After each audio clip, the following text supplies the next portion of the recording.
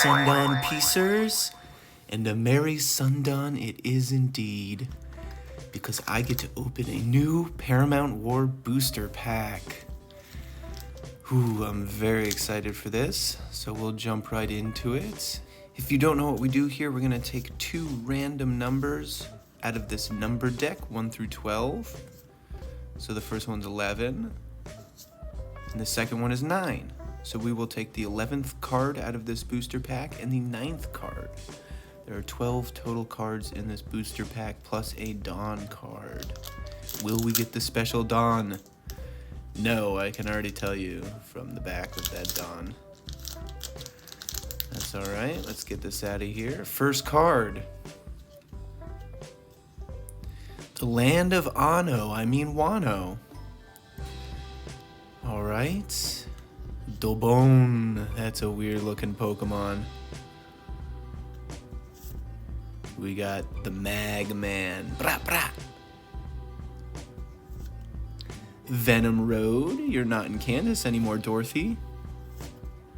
Moji, get twisted. Sentumaru, the Drum Belly Man. This is old Dwayne Johnson, the Rock. Diable Jambe Venison Shoot? Is that a typo? The 9th card, Curly Dadan. How do you pronounce that? Inuyasha, the dog. And Monkey D. Luffy, oh my god. Alright, that's the 11th card. Hello! Edward Newgate, this is my second one. That's a great card. Might be time to build a red deck. So what do we get when we combine Monkey D. Luffy and Curly Dadan, the person who raised him? Garp gave Luffy, Ace, and Sabo to this woman.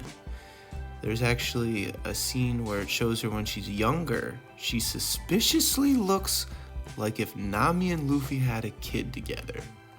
She looks related very much to Luffy and Nami. Very curious. It makes me wonder, what is her relationship to Garp? Could Garp and Dadan be brother and sister? Dun dun dun. Could this woman be Nami's actual grandmother? That would make Luffy and Nami cousins, which I think is a similar plotline to one of Oda's favorite franchises, Star Wars.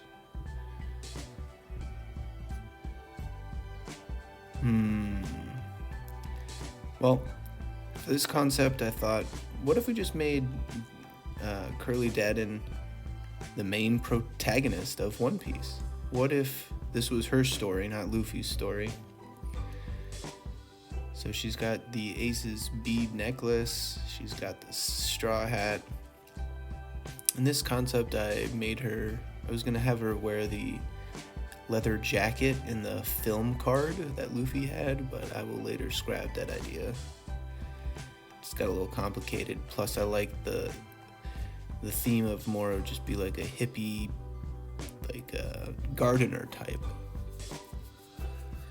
Now, this was an interesting thought. Maybe she has like a homie flower that shoots salt water, so she has no devil fruits, but she can use this flower to fight people who had a devil fruit.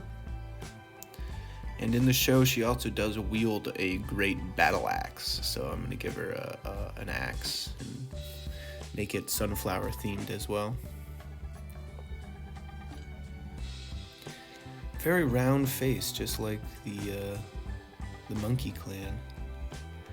She also has these Viking braids. Like, she looks like she might be from Elbath as well. She's not a giant, but are there humanoids from Elbath that aren't giants? What is the Monkey Clan's background? Is this woman related? We're going to add a nice little flower on top of the hat as well. Now, the flower she's holding was supposed to be a sunflower, but the petals were all wrong, so I changed the petals to look better, but you'll notice that the petals are still way too huge. So on the axe here, I'll get it right. This looks more like a sunflower. But we'll just keep that as a flower then that she's holding.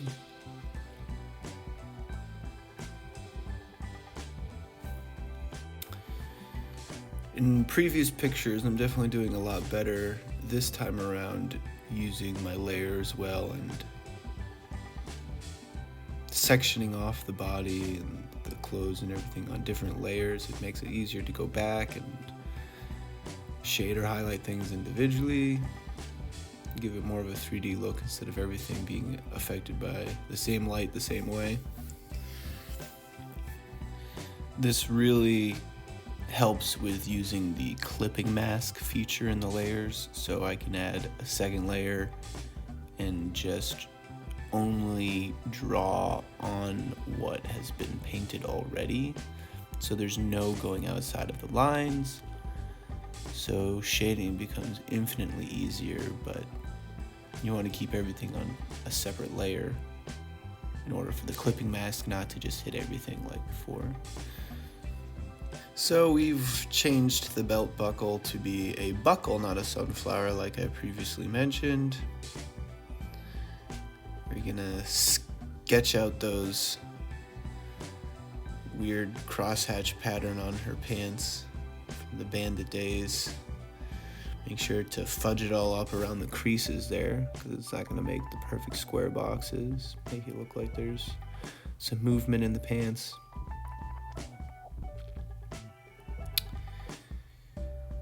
And we'll solid block these, and then be able to do some good shading on it later.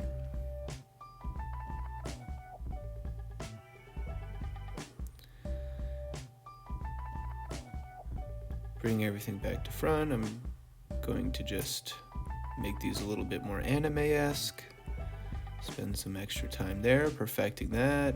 Got some wrinkles in the shirt. Now this is a clipping mask, so all that is on a new layer. It's black, and then I just keep it 100% opacity with the pen and change the opacity on the layer. That way, when I go back and I want to add some extra lines, it doesn't have an overlap. If you're using a slightly less opacity on the brush, anytime you brush over the same spot, it's going to make it darker, which leaves an awful effect for this cartoon style.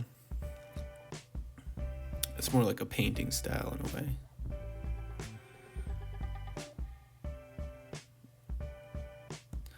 So same here, you'll notice the dark black instantly becomes more light. That's just another layer with the clipping mask that I changed the layer opacity. Now we're adding a little bit of glow in the background. Make that axe look nice and shiny and bright. Some good metal. Give her some nice boots. And this is about the end of her. We're gonna add a nice background here. She's in a forest.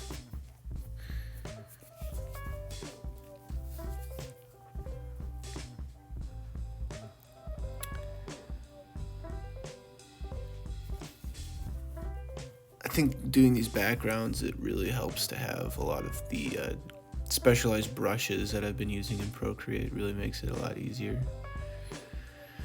So we'll add some nice sunbeams and then a nice little forest background.